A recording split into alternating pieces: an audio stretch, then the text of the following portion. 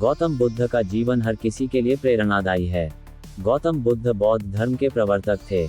इनका जन्म 483 ईस्वी पूर्व तथा महापरिनिर्वाण 563 ईस्वी पूर्व में था। बचपन में उनको राजकुमार सिद्धार्थ के नाम से जाना जाता था। बौद्ध ग्रंथों के अनुसार गौतम बुद्ध के जन्म से 12 वर्ष पूर्व ही एक ऋषि ने भविष्यवाणी की थी कि यह बच्चा या तो एक सार्वभौमिक सम्राट या महान ऋषि बनेगा। 35 वर्ष की आयु में उन्हें ज्ञान की प्राप्ति हुई थी। वह संसार का मोह त्याग कर तपस्वी बन गए थे और परम ज्ञान की खोज में चले गए थे। आइए आज हम आपको सिद्धार्थ के महात्मा बुद्ध बनने तक के सफर के बारे में बताते हैं। जन्मकाल। बुद्ध का गोत्र गौतम था। बुद्ध का वास्तविक नाम सिद्धार्थ गौतम था। उनका जन्म शाक्य गणराज्य की राजधानी कपिलवस्तु के निकट लुम्बिनी में हुआ था। बुद्ध के जन्म के 7 दिन के भीतर ही उनकी माता का देहांत हो गया था। उनका पालन पोषण उनकी मौसी गौतमी ने किया था। शिशु का नाम सिद्धार्थ रखा गया था। शाक्य वंश के राजा शुद्धोधन सिद्धार्थ के पिता थे। सिद्धार्थ के जन्म से पूर्व हुई भविष्यवाणी से परेशान होकर उनके पिता ने उन्हें तपस्वी बनने से रोकने के लिए राजमहल की परिधि में रखा।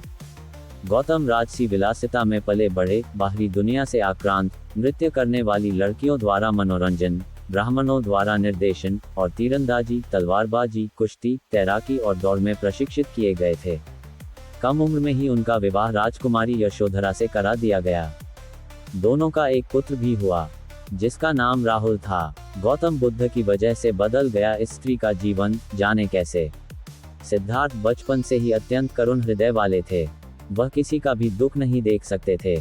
इतने प्रयासों के बाद भी 21 वर्ष की आयु में उनकी अपने राज्य कपिलवस्तु की गलियों में उनकी दृष्टि 4 दृश्यों पर पड़ी। ये दृश्य थे: एक वृद्ध विकलांग व्यक्ति, एक रोगी, एक पार्थिव शरीर और एक साधु।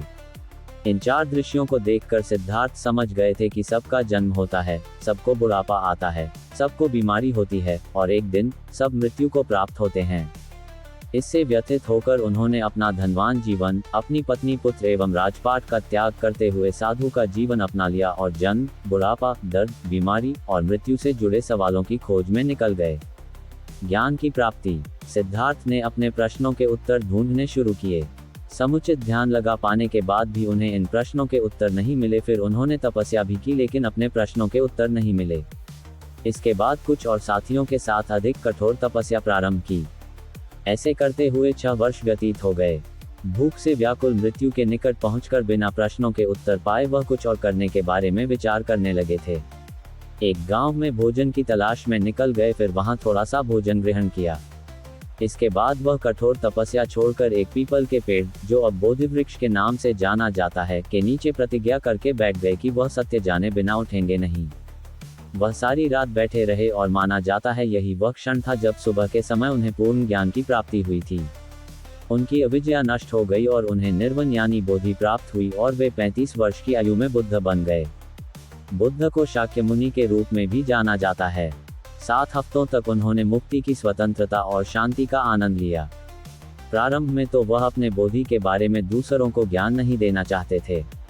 बुद्ध का मानना था कि अधिकांश लोगों को समझाना बहुत मुश्किल होगा। मान्यता है कि बुद्ध को स्वयं ब्रह्मा जी ने अपने ज्ञान को लोगों तक पहुंचने का आग्रह किया था, फिर वह इस पर सहमत हो गए। इस तरह उन्होंने अपना पहला धर्मोपदेश उत्तर प्रदेश के वाराणसी के पास सारनाथ में अपने पहले मित्रों को दिया था।